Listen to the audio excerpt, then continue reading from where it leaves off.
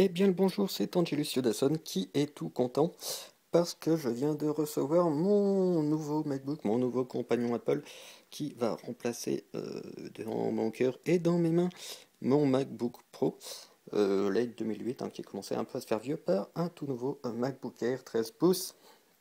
Voilà, qui a 256 Go en SSD, qui est un peu boosté encore x7 et 4 Go de RAM. Donc en fait c'est le gros MacBook Air 13 pouces. Voilà. Alors je viens juste de le recevoir, vous voyez, j'ai juste enlevé le carton et le film transparent. Et en parlant de film, je filme à l'iPhone, donc c'est pour ça que la vidéo risque de pas être super géniale, vu que j'arrive pas à remettre la main sur ma Kodak ZI-8. C'est un peu dommage.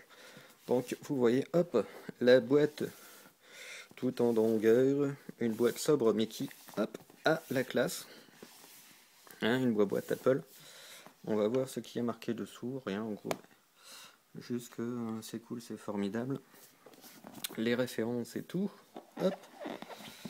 On ouvre. Dedans, qu'avons-nous? Nous avons un MacBook Air. C'est magnifique.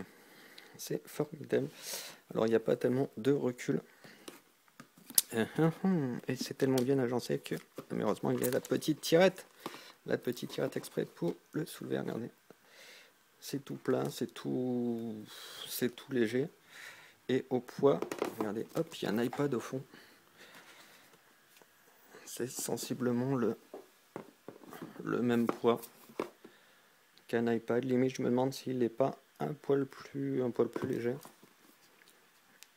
Donc regardez quand même. C'est tout petit. Hop. Je vais essayer d'ouvrir la boîte. Seulement il y a un film plastique. Je l'ouvrirai donc tout à l'heure. Hop, on a bien sûr un chargeur. Un chargeur spécifique, MagSafe, pardon. Le petit livret qui nous dit comment ça marche, qu'il faut pas faire, qu'il faut pas le mouiller, tout ça. Le petit cordon pour avoir la rallonge et la prise de thé. Et bien sûr, la petite extension, hop, qu'on clipse dessus. Et normalement, je pense, ça doit être tout. Et il doit aussi normalement avoir dedans. Je vais essayer de l'ouvrir à la main, en plus noir sur noir.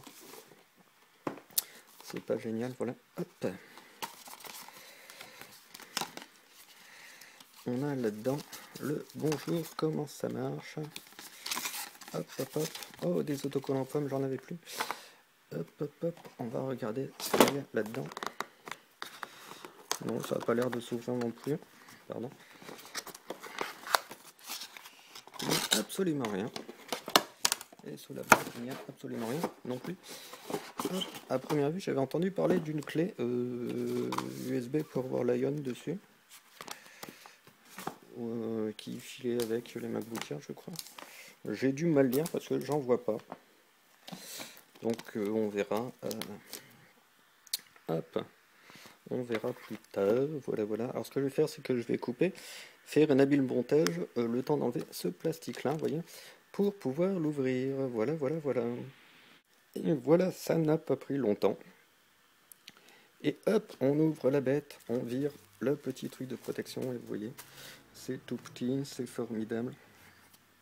Avec le clavier rétroéclairé. Vous voyez que sur le côté, hop, on vire le doigt de devant l'objectif. On essaye de mettre un peu de lumière. On a le port MagSafe, le port USB, le port casque et le petit micro. Et de l'autre côté, hop, le lecteur de carte SD par là. Voilà l'autre port USB et le fameux DisplayPort, port Thunderbolt. Maintenant, vu qu'il y a un petit éclair, je vais voir si je peux faire, hop, sans trop trembler, la mise au point dessus. Non, on ne peut pas. Merci l'iPhone, ça vaut quand même vraiment pas ma Z8. Le clavier est nickel, super agréable. Les touches sont encore plus fines que sur le MacBook Pro, j'ai l'impression. Regardez, hop. Voilà, c'est encore plus plaisant. Le trackpad est nickel. Voilà.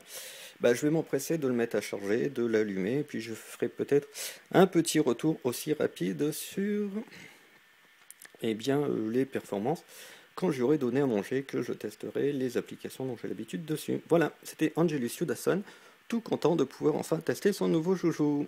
Allez, au revoir et à bientôt sur le site.